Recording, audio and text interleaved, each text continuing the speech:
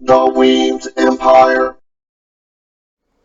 Hey, what's up, everybody? This is Brian coming to you once again from the Weems Empire. I have my good buddy Kevin on. I was about to say the other line. What is this called on the internet, Kev? I don't know. Uh, Uh, the the other other line. feed, okay? And tonight we are going to be counting down, in our humble opinion, our top 5 favorite comic book covers. So, again, our humble opinion. And Kev, this is actually the third time we've done this video. So, Yeah, we're getting to be an expert at these 5 not covers. necessarily. So, if you're watching this, Yeah, because it's been a while since we if you're tried. watching this video, go easy on me because I'm doing talking and trying to run the boards, and I'm not doing a very good job. But thanks for tuning into this video. So, Kev, we are going to jump right into it, and let me pull up our very first. Can we tell them at least the parameters that we used in choosing Yes, our go ahead. top Go 5? ahead. I'm sorry. Go ahead. But basically, we had agreed that these were either comics that are currently in our collection or that we did actually own at some point Yes. in our lives. So no Amazing Fantasy 15 or Or, Fantastic Four #1. unfortunately for me, no Amazing Spider-Man I wish number I had 300 because I've never found that one. But or it would have been on there as one of my favorite covers. But we'll see how this goes. So, Kev, you had the very first. We'll start off with number 5 from you. Go ahead. Okay, so number 5 for me was my non-Marvel pick. I wanted to pick something that wasn't Marvel. So I picked the first thing that came to mind, non-Marvel, was Walking Dead #1. It's on my wall back here.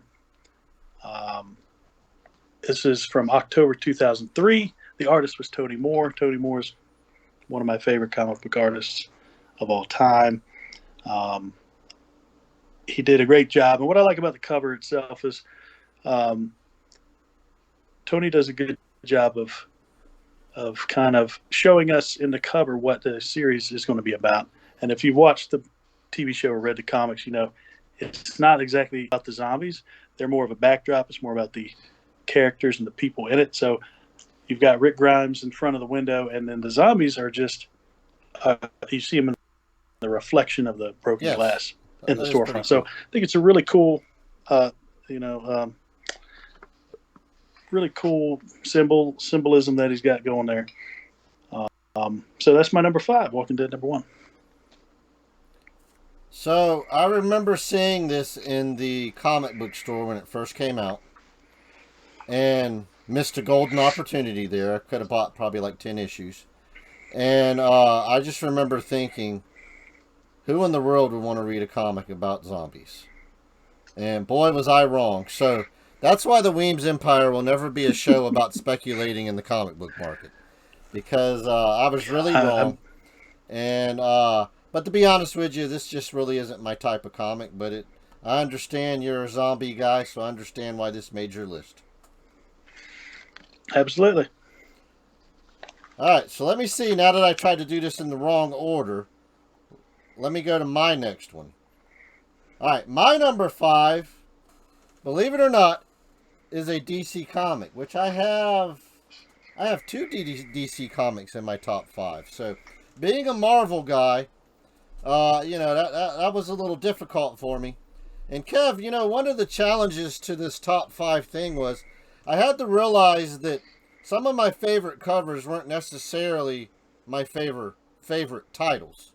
And a matter of fact, I might just have that one particular cover of that title just because I like that particular cover.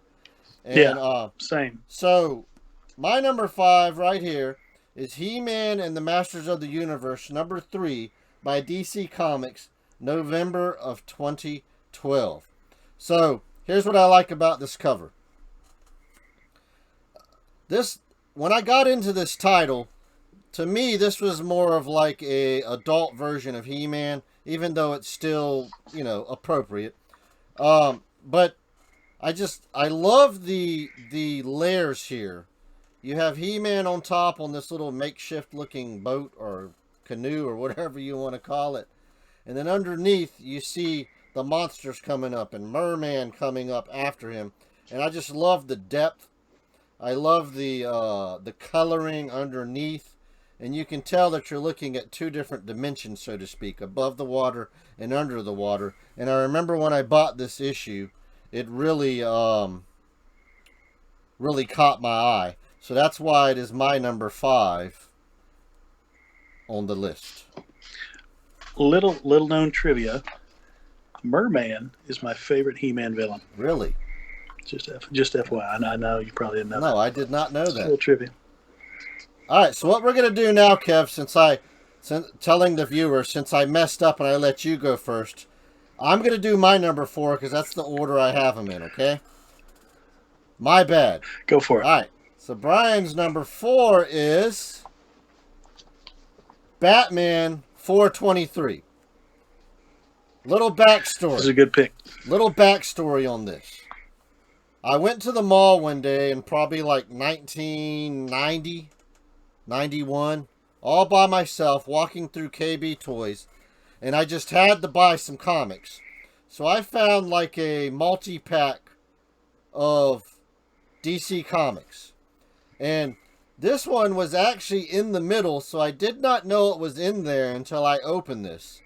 And I had no idea what it was, but all I know is I liked the cover. And then I realized that it was drawn by the man himself, Todd McFarlane. And so this, being a DC comic still, I thought this was a cool addition to my collection. Because by that point, Todd had really made a name for himself on The Amazing Spider-Man. So I thought it was cool to have one of his, I guess you could say, earlier works. And here's what I like about it. I love the bats in the background. I love they're standing on the ledge there, which, by the way, I mean, the girl's about to fall off of it. And I don't understand how he could do a whole lot of fighting in this big of a cape. But for dramatic effect and for Batman protecting the maiden, it's a pretty cool cover. And that's why it's my number 4 pick. And by the way, this is September of 1988, if I didn't already say that. You've seen Spawn's cape. I mean, how does he fight? I mean, Spawn is the same way. He's got a monster, gigantic cape that he has. So Todd just likes big capes. All right, you ready for your number 4? Yeah. All right, here we go. All right, so my number 4 is, Brian mentioned a second ago about, some of these covers are not our favorite titles. This is in that category. This is Thor number 337 from November 1983. The artist was Walter Simonson, and what I always loved about this cover was, in movies that they call it breaking the fourth wall, I think, where you kind of look at the camera and you acknowledge the audience. Yeah. Well, this is kind of that same thing. You've got Beta Ray Bill acknowledging that, this is a comic book. He's busting through the title.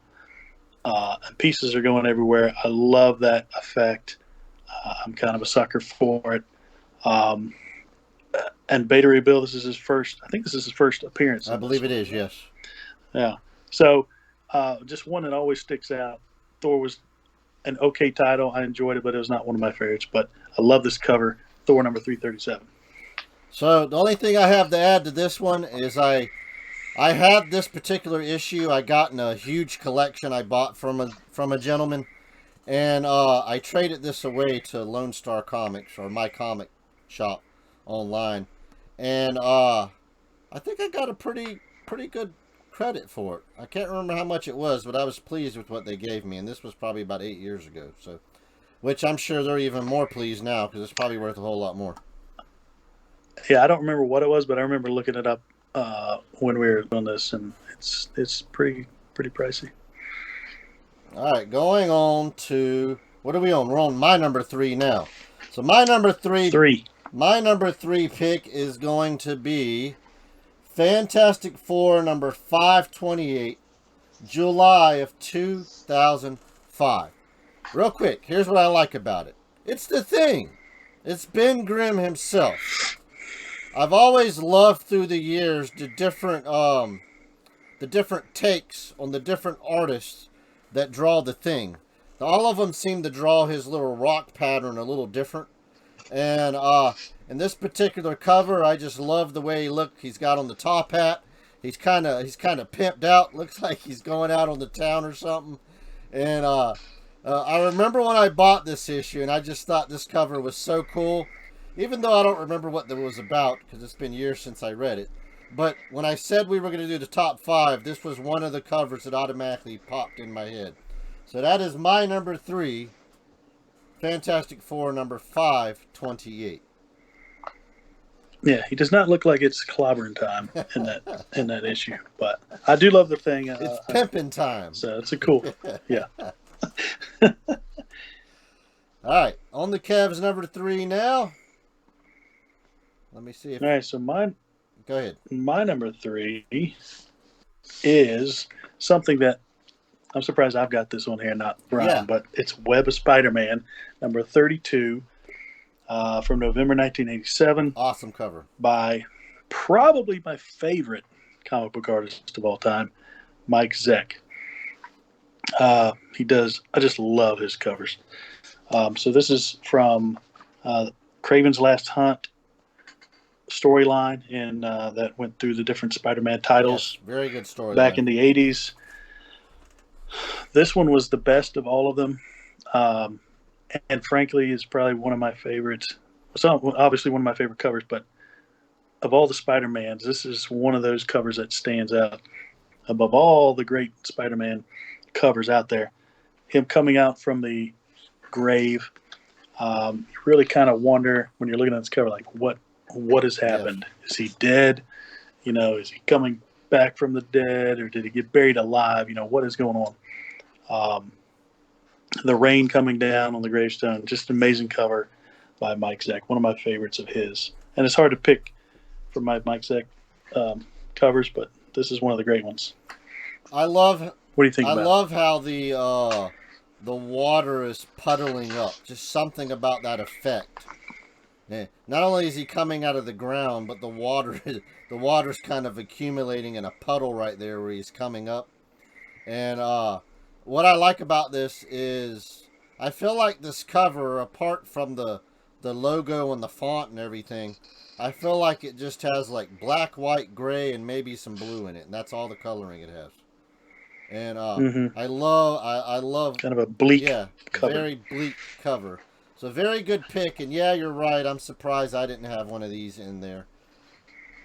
But good selection. That was your number 3. Now let's go on to my number 2. And this isn't too far off from your cover. Okay? It's kind of got the same coloring on it. So, my number 2 is the Image Comics version of Teenage Mutant Ninja Turtles, issue number 8. This came out in April of 1997. I actually picked this up in a dollar box, probably sometime in the late 90s. And the only reason I picked this up is purely for the cover. It just caught my eye, and I said, I gotta have this. Now, here's what I like about it. First of all, you notice the Goliath gargoyle-looking statue on top, above the Ninja Turtle there. And who did we say this was? With the nunchucks? Yeah. It's Michelangelo. Okay. So, yeah, my favorite. So you turtle. notice the Goliath-looking gargoyle. Okay, so that's probably a nod to Disney, which that was pretty popular right then, I believe. And I can just see him hiding underneath this little covering, under the gargoyle, holding that kid, just like, shh, don't make a sound. And the rain's coming down, and you can see the thugs in the background walking around with their guns looking for him. And he's right there, almost, it seems like almost within arm's reach. And I just love this. I love the coloring on this. I love the rain coming down. Overall, Don't have very many Ninja Turtle comic books, but this one is definitely in my top 5. Yeah, that was another surprise, along with the He-Man issue from your list. But I like a lot of the Mirage uh, comic covers. I like the artwork Don't in forget the those Archie version. turtles. That was a little too cartoony. No, But that was right up my hey, alley. I still read them, but uh, not my favorite art. Okay, that was my number 2. Kevin, here is your number 2 on the screen now. So it's weird that we would have two. We do have two titles in common, but it's weird that it's Fantastic Four, right? Fantastic Four number 258 from September 1983 by another super talented artist, John Byrne. Done a million great covers. But so I said I was a sucker for kind of breaking through that fourth wall, so to speak. This kind of is like that Thor issue where the cover is Doctor Doom tearing through the front cover, and you see his reflection in the glove. And what's really cool is the fact that the artwork underneath the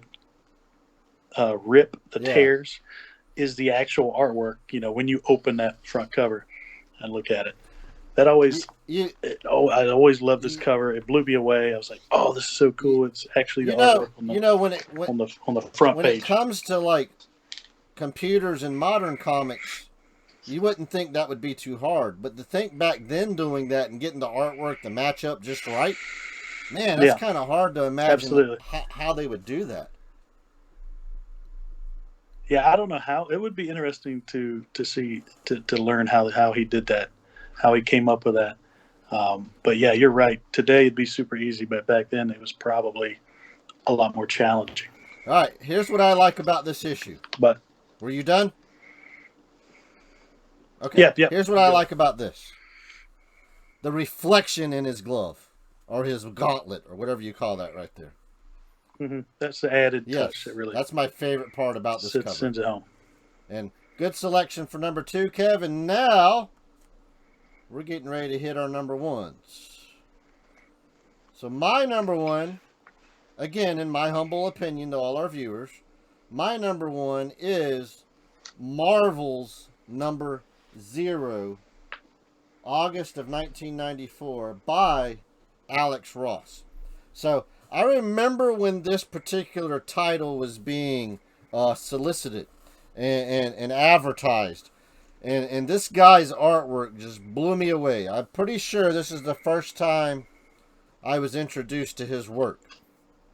So I remember getting all of the issues in my folder at my local comic book shop. And for back then, I remember them being quite pricey. And I don't remember how much they were right off the top of my head, but I remember paying a lot more than usual because this was premium deluxe comics back then. But here's what I like about this issue. I love the battle scene going on outside this. I guess they're in some skyscraper. The Green Goblin and Spidey's way up in the air fighting. The Goblin, I love the smoke stream coming out behind his glider. He's in the process of tossing a pumpkin bomb at Spidey. What really blows me away about this is the layer of Spidey's feet on the windows. Okay? You can tell that he's actually like on his tiptoes and he's getting ready to jump off the window. So you can see the action. You can almost feel the movement on this cover. And then let's not forget the... I guess you would say the civilians inside throwing their hands up because they know that bomb's about to go off. And this cover still to this day just kind of blows my mind. And I believe for this to be in the mid-90s, I believe this cover still holds up to just about anything they would print today. Go ahead, Kev. Yeah, Alex Ross is, that's kind of that photorealistic artwork that looks almost like it's a photograph that he draws. He's never been one of my favorite artists, but I can recognize that he's really talented, he does great work. But I would like to find out how long it took him to draw that cover. I bet he'd be surprised. It probably takes him less time than you think. Oh, yeah. But, I mean, just because he's that talented, not that it's easy to do, Yeah, but I hear you. he's just that he's done it so much. And but who knows? Yeah, it'll be interesting. All right, up next, Kevin's number one, in his humble opinion. Go ahead, Kev. One is first thing that popped in my mind when we discussed talking about our favorite covers. It was a no-brainer. This has always been my favorite cover since it was released. It's an issue of one of my favorite storylines or limited series from Marvel that they ever put out. It's in the Secret Wars storyline, but it's not the most famous cover, which is probably Spider-Man in his black costume. I think that's issue 9, I think. 8 or 9. But this is Secret Wars number 10 from February 1985, again by my favorite artist, Mike Zack. This is my favorite cover of his, just because of the detail that he put into this cover. Dr. Doom on this cover is completely obliterated. His armor's coming off. You can see every cut, beneath his armor that he's got. On the underside of the armor, you can kind of see the circuitry that Mike Zack puts in. It's just an amazing amount of detail. I've loved this cover ever since it came out. I still love this cover. It'll always be my favorite, probably. Secret Wars number 10. All right. So I look at this cover, and of course I see, and I'm familiar with the storyline, against the Beyonder to the death. But at the same time, I go, who in the world could do this to Doom? I know how powerful he is. Yeah. Between his science and magic, I know how powerful he is. And to see Doom in this condition, I know that it's been a pretty good battle for him to be and this is down like this. They say to the death. So what you're looking at in your mind when you see this cover is like Doom's about to die, right? He's about to take his last breath because he's had it. And this was some guy in an Elvis jacket with a afro, right? He kind of looked like what's David Hasselhoff, with 80s hair. I shouldn't say an afro, with 80s hair. Yeah. All right. But he had omnipotent powers. Yeah, he did. All right, well, that's going to do it. That is, in mine and Kevin's humble opinion, our top 5 favorite comic book covers. So we're going to wrap this video up. Kev, thanks for helping me. Hopefully we got through this one good and everything will be good. Hope so. And I'll get this posted. So for those of you all watching, if you've made it to this point in the video, thank you. What would your top 5 be? Would you be Marvel or DC, or would you have some independents thrown in there? Let us know. Comment, like. Go to my Facebook page. You're probably already watching this on YouTube or Facebook, so go to one or the other. On Facebook, I am the Weems Empire of Comics and Toys. You know what to do. Like, follow, subscribe, share, comment. Okay? And that's going to do it for this video. Thank you for watching, and God bless. Peace out, and me and Kev will see you next time. Later, guys. The Weems Empire.